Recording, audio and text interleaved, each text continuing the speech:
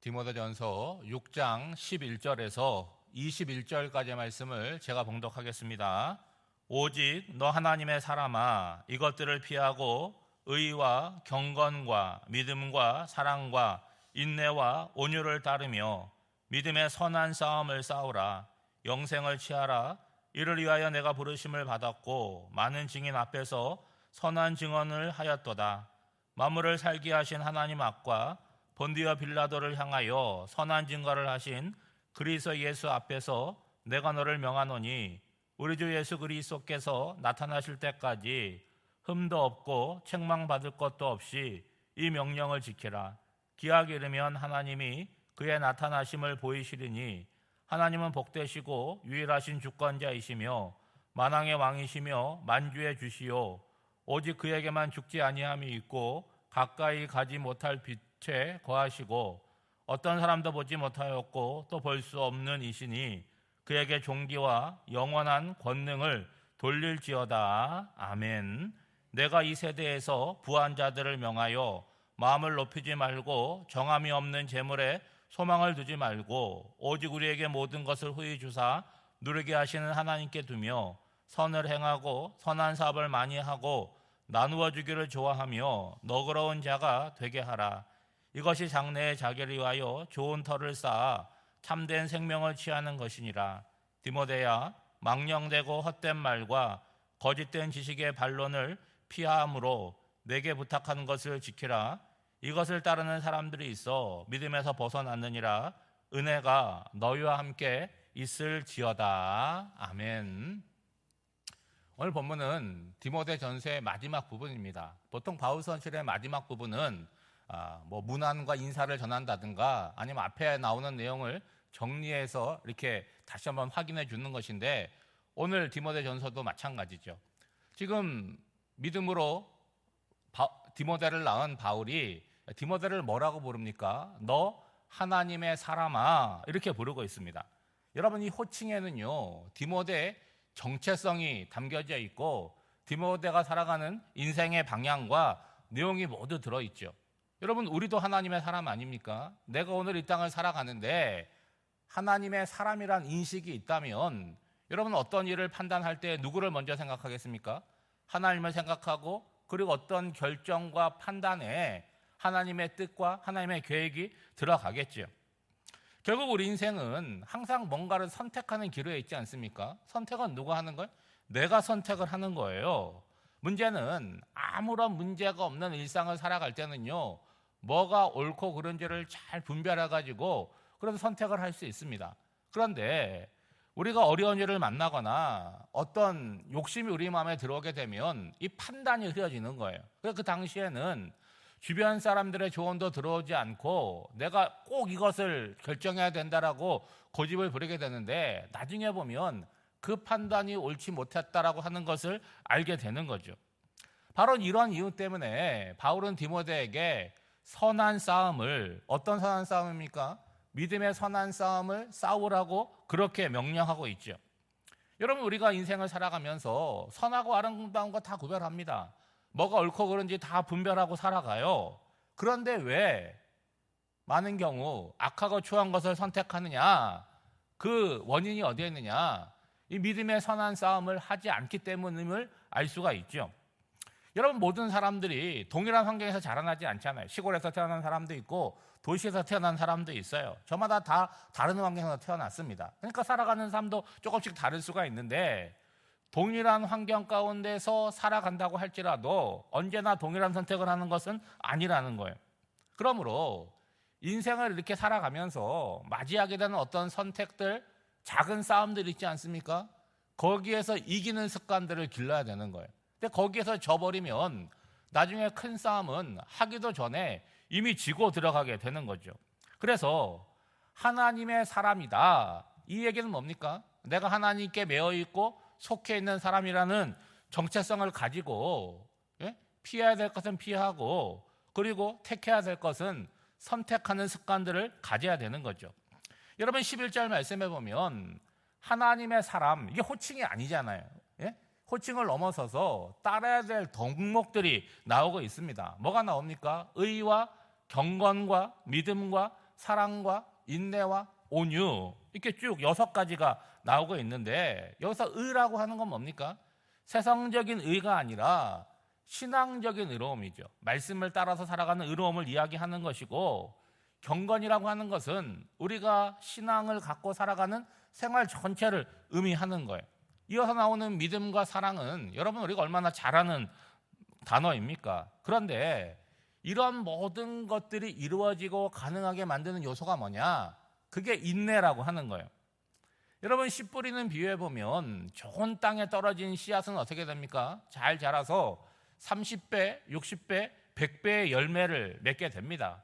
우리는 결과적으로 많은 열매를 맺는 것에 대해서 마음을 두게 되고 거기에 우리도 있기를 원하는데, 그 땅이 도대체 어떤 땅이냐? 누가 이렇게 말하고 있지 않습니까?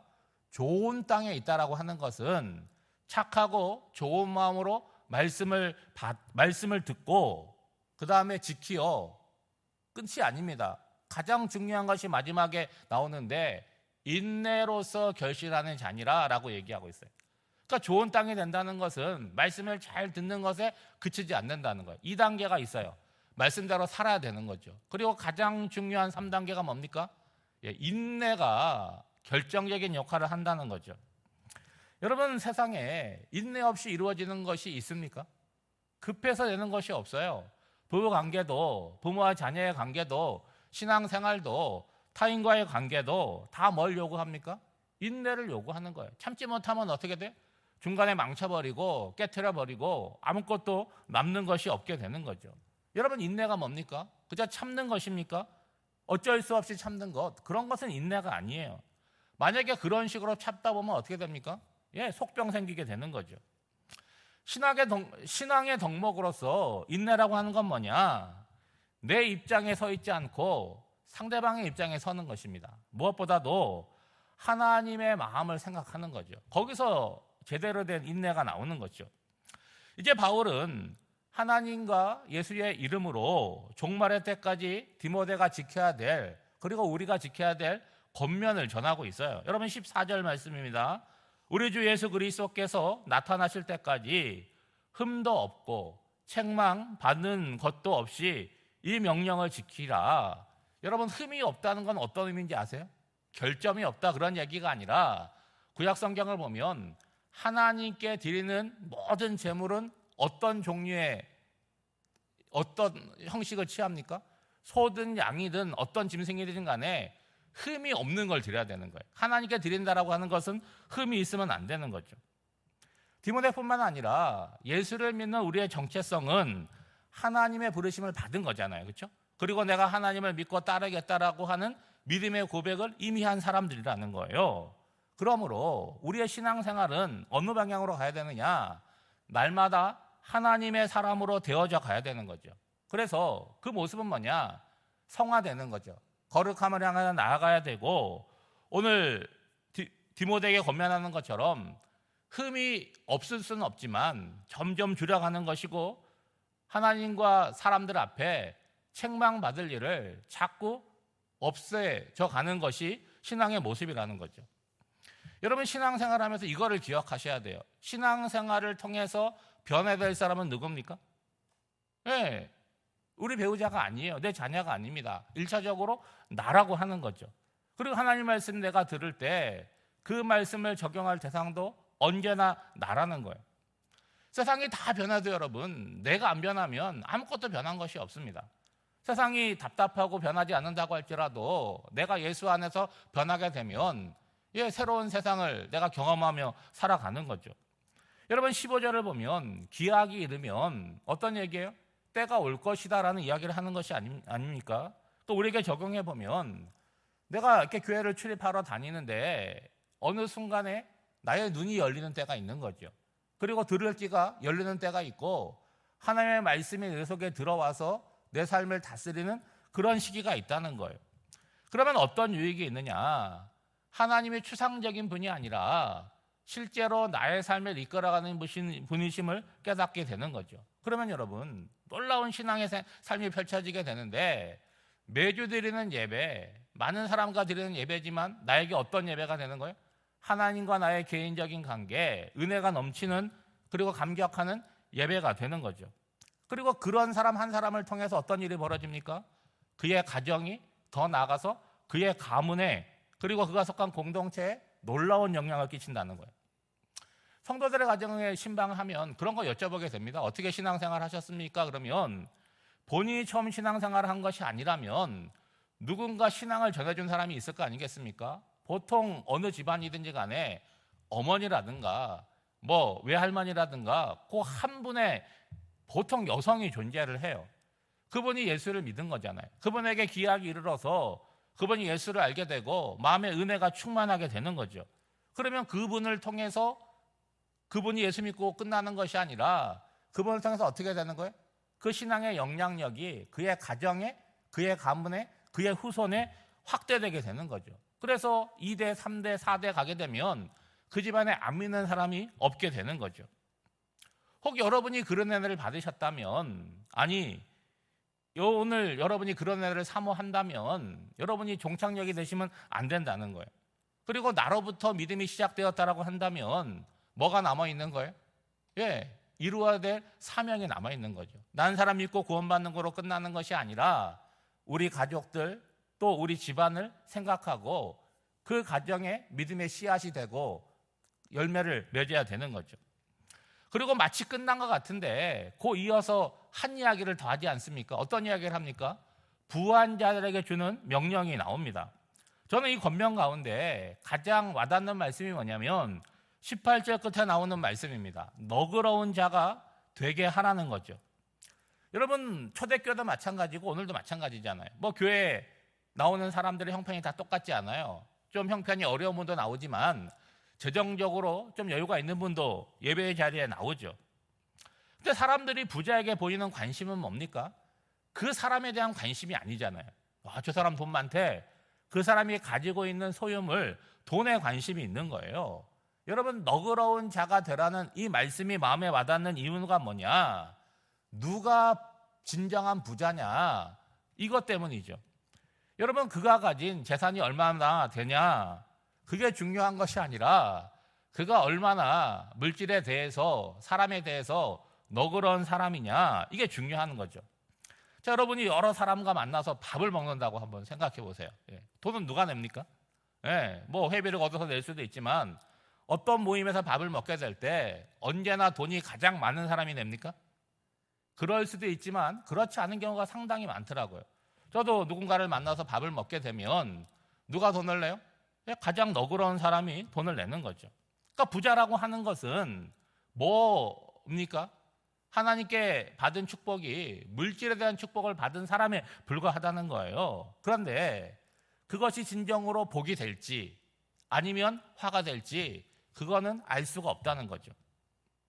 여러분 살아보셔서 아시겠지만 돈이 없어서 문제이기도 하지만 돈이 많아서 문제이기도 하다는 거예요. 그래서 바울은 몇 가지 권면을 하고 있는데 마음을 겸손하게 하고 인생의 소망을 재물이 아니라 돈이 아니라 그 돈을 주신 하나님께 두라고 말하고 있는 거죠. 여러분 이건 부자뿐만이 아니라 하나님의 사람이라고 불리우는 디모데와 우리 모두에게 해당되는 말이죠.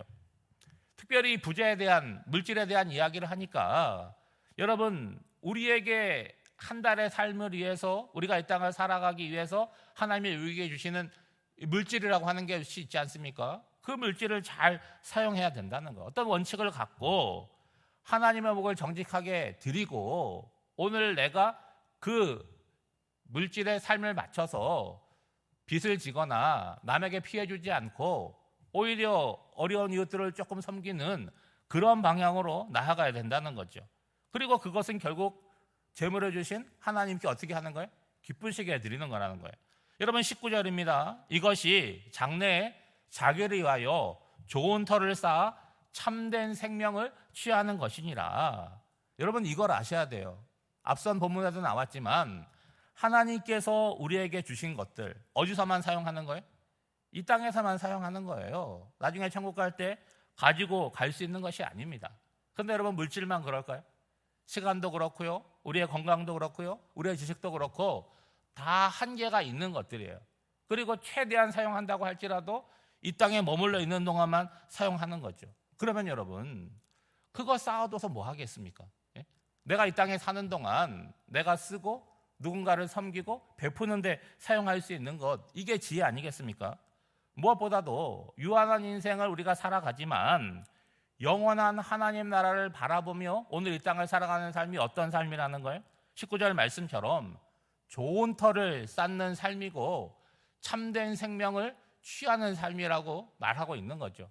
오늘도 우중이지만 교회전에 나와서 말씀을 듣고 기도하는 여러분 모두가 인내를 기억하시고 너그러운 자가 되라고 하는 명령을 기억하시고 오늘 이 땅의 삶이 자기 자신을 위하여 좋은 터를 쌓고 영원한 생명을 취하는 분들이 되시기를 주님의 이름으로 축복합니다. 기도하겠습니다. 하나님 아버지, 새로운 한 날을 선물로 주시고 우중이지만 교회전으로 나와 하루를 말씀과 기도로 시작하게 해주시니 감사드립니다. 오늘 나의 정체성이 하나님이 불러주셨고 자녀 삼아주신 하나님의 사람이라고 하는 것을 기억하며 그 명찰을 달고 삶을 살아갈 수 있도록 인도하여 주시옵소서. 무엇보다 되는 대로 살지 않게 하시고 신앙적인 기준을 가지고 피해야 될 것은 피하고 취할 것은 취하며 믿음의 선한 싸움을 싸우는 승리자가 되게 하옵소서. 하루하루를 살아가며 내 속에 있는 죄와 허물을 발견하여 고치고 끊어내므로 하나님 앞에 설 수 있는 자로 준비하게 하옵소서. 비록 세상이 말하는 부자는 아닐지라도 하나님이 허락하신 삶에 만족하며 하나님과 이웃들에게 너그러운 자로 살아가게 하옵소서. 오늘 새벽에 겸손히 마음의 무릎을 꿇고 하나님께 간구합니다. 우리의 간구를 하나님 들어주시고 우리의 삶을 통해서 응답받는 역사가 있게 하여 주시옵소서. 오늘도 우중에 살아가는 사랑하는 성도들 각자의 삶의 자리에서 하나님의 사람됨을 기억하며 살아가게 하여 주시고 건강과 물질과 인생의 어려운 가운데 있는 성도들에게 하나님 은혜를 베풀어 주셔서 인생의 어려운 시간이 주님과 멀어지는 시간이 아니라 더 가까워지고 주님의 뜻과 마음을 깨달아 하는 소중한 시간들이 되게 하여 주시옵소서. 오늘 한 달의 삶도 성령님께 맡겨드리오며 이 모든 간구를 예수님의 이름으로 기도하옵나이다. 아멘.